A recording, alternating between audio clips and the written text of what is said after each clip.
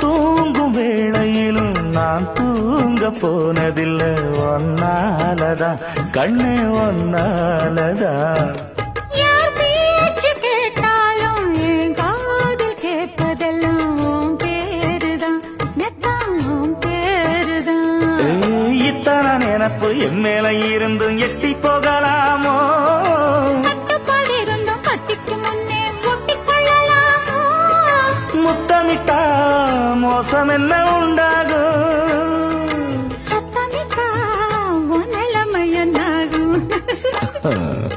புது அழையால அரைச்சு